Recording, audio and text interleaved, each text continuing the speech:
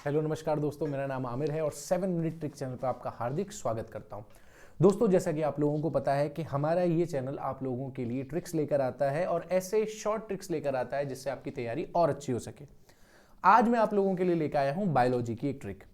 ये बायोलॉजी की वो ट्रिक, वो शॉर्ट ट्रिक्स हैं, ये वो शॉर्ट नोट्स हैं आप लोगों के लिए जो आपके बहुत सारे कॉम्पिटिटिव एग्जाम में आएंगे।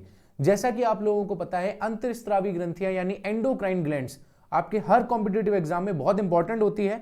उसी के ग्लैंड्स के बारे में अब हम लोग चर्चा करेंगे डेफिनेटली।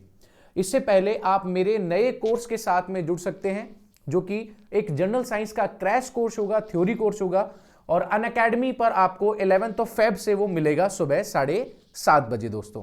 और अगर आप इसमें इनरोल होना चाहते हैं तो इनरोल होने के लिए आमिर वाईटी कोड अप्लाई कीजिए और अप्लाई करने के साथ ही आपको 10% का इंस्टेंट डिस्काउंट दोस्तों वहां पर मिल जाएगा। तो आप जल्दी से जल्दी मेरे साथ में जुड़ जाइएगा, ठीक है। चलिए आज हम बात करते हैं अपने टॉपिक के ऊपर। सबसे पहले बात करते हैं इंट्रोडक्शन। अगर हम बात करें एंडोक्राइन ग्लैंड के बारे में या एंडोक्राइन सिस्टम के बारे में, तो ये एक केमिकल मैसेंजर होता है जो कि क्या काम करता है, अपने द्वारा बनाए गए पदार्थों को हार्मोन के रूप में डायरेक्ट ब्लड में जाकर मिला देता है। अब एक सबसे इंपॉर्टेंट बात क्या होती है दोस्तों, हार्मोन्स क्या होते हैं? हार्मोन सभी प्रोटीन संश्लेषित पदार्थ अर्थात प्रोटीन सिंथेसिस मैटर होते हैं और ये क्या काम करते हैं, डायरेक्ट जाकर ब्लड में मिल जाते हैं।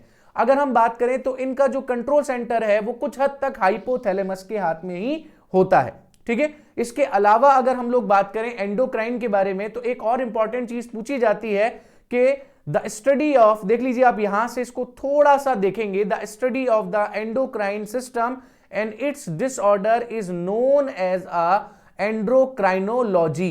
ये क्वेश्चन आपके एग्जामिनेशन में पूछा गया था, मोस्ट इंपॉर्टेंट है। एंडोक्राइनोलॉजी क्या कहलाती है? तो वो कहलाती है कि किसी भी एंडोक्राइन सिस्टम यानी अंतःस्रावी तंत्र का अध्ययन करना और उससे होने वाले डिसऑर्डर का अध्ययन करना दोस्तों। अब एक बार देख लेते हैं टाइप ऑफ एंडोक्राइन ग्लैंड्स। तो देखिए कौन सी होती हैं, ये आपका मेल और फीमेल दोनों के अंदर दिखाई गई है। हर ग्रंथि एक जैसी होती है सिवाय रिप्रोडक्टिव ग्लैंड को छोड़कर। जिनमें कौन कौन सी हैं भाई? पीनियल ग्रंथि इसके अंदर आपको नजर आ रही है, इसके बाद आपको पिट्यूटरी ग्लैंड जो है वो नजर आ रही है, फिर आपको थायराइड ग्लैंड नजर आ रही है, फिर आपको थाइमस नजर आती है, दोनों तरफ है देख लीजिए। इसके बाद में आपको पेनक्रियाज ग्लैंड नजर आती है, इसके बाद आपको एड्रिनल नजर आती है, इसके बाद ओवरी। अगर आप बात करेंगे ओवरी के बारे में तो ओवरी और टेस्टिकल्स ये दोनों आपस में अलग अलग हो जाएंगी। बाकी यहां पर अगर देखा जाए तो सभी ग्रंथियां सभी मादा में और पुरुष में या नर में दोनों में समान पाई जाती हैं, केवल और केवल अंडाशय को छोड़कर और वृषण को या टेस्टिकल्स को छोड़कर। आइए बात करते हैं सबसे पहली ग्रंथि के बारे में। सबसे पहली ग्रंथि पिट्यूटरी ग्लैंड होती है, हिंदी में इसको पीयूष ग्रंथि के नाम से जाना जाता है। पीयूष ग्रंथि में कहीं ना कहीं हाइपोथैलेमस का इन्वॉल्वमेंट होता है। इसको मास्टर ग्रंथि के नाम से जाना जाता है। यह मास्टर ग्रंथि अपने द्वारा निकाले गए बहुत सारे हार्मोन की मदद से क्या करने का काम करती है, हर ग्रंथि को नियंत्रित करने का काम करती है। केवल और केवल पैराथायराइड ग्लैंड को छोड़कर हमारी बॉडी में जितनी भी ग्रंथियां पाई जाती हैं उन सभी का नियंत्रण आपकी पिट्यूटरी ग्लैंड के द्वारा होता है। तो यहां पर जो सबसे महत्वपूर्ण है वो यही है और आप इसको देख सकते हैं, ये हाइपोथैलेमस के द्वारा यहां पर देखिए इसके साथ जुड़ी हुई है, मटर के दाने के समान होती है, देख सकते हैं आप मटर के दाने के समान होती है और इसका जो वेट होता है वो 0.59 ग्राम होता है, ठीक है। और ये शरीर की सबसे छोटी ग्रंथि है। अगर पीनियल ग्रंथि ऑप्शन में नहीं दे रखा है तो, अगर दे रखा है तो पीनियल ग्रंथि सबसे छोटी ग्रंथि होगी। अगर मैं बात करूं इसके और हार्मोन्स के बारे में तो देखिए कितने सारे हार्मोन को रिलेट करती है। एसीटीएस एडिनोकार्टिको स्टिमुलेटेड हार्मोन होता है जो कि एडिनल कॉर्टेक्स को कंट्रोल करता है। प्रोलैक्टिन हार्मोन ब्रेस्ट को कंट्रोल करता है, ऑक्सीटोसिन भी ब्रेस्ट को कंट्रोल करता है।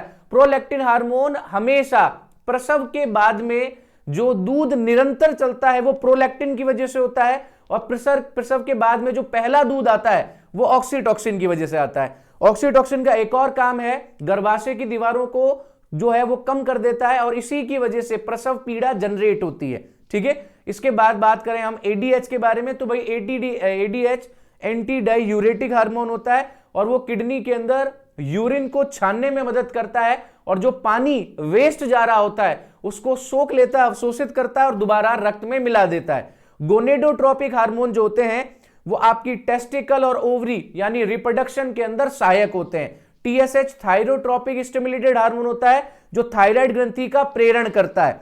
ये ग्रोथ हार्मोन होता है, इसका दूसरा नाम सोमेटोट्रोपिक हार्मोन भी है, इसको सोमेटोट्रोपिक हार्मोन भी कहते हैं। और ये आपके शरीर में आपकी हड्डियां और आपकी मसल्स में ग्रो करने का काम करवाता है। इसके बाद एमएसएच मेलेनोसाइट स्टिमुलेटेड हार्मोन होता है, ये आपकी त्वचा को रंग प्रदान करता है। ठीक है, अगर हम यहां पर देखें तो देख लीजिए बिल्कुल ऐसा ही काम आप लोगों को यहां नजर आ रहा है। एडीएच, ऑक्सीटॉक्सिन, देख लीजिए आप, ऑक्सीटॉक्सिन क्या कर रहा है, यूट्रस की स्मूथ मसल को कॉन्ट्रैक्शन कर रहा है और इसी की वजह से क्या हो रहा है, डिलीवरी पेन हो रहा है। ठीक है, इसके अलावा ऑक्सीटॉक्सिन क्या कर रहा है, मेमोरी ग्लैंड के अंदर जो पहला दूध आता है वो ऑक्सीटॉक्सिन की वजह से आता है। फिर देख लीजिए आप, थायराइड ग्लैंड, एसीटीएच, आपकी एड्रिनल कॉर्टेक्स, इसके बाद देख लीजिए मेमोरी ग्लैंड। अब आप कहेंगे प्रोलैक्टिन, तो भाई लगातार जब तक बच्चा दूध पीता रहेगा मां का जो दूध आता रहेगा प्रोलैक्टिन की वजह से।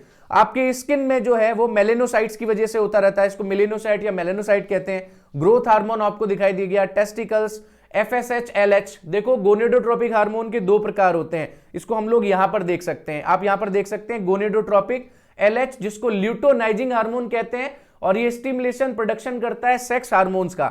दूसरा होता है एफएसएच, इसको फॉलिकल स्टिमुलेटेड हार्मोन कहते हैं और ये स्पर्म और एग के प्रोडक्शन के अंदर स्टिमुलेशन करने में सहायक होता है। ठीक है, इसके अलावा मैंने आपको सारी जो ग्लैंड्स हैं उसके बारे में बता दिया है।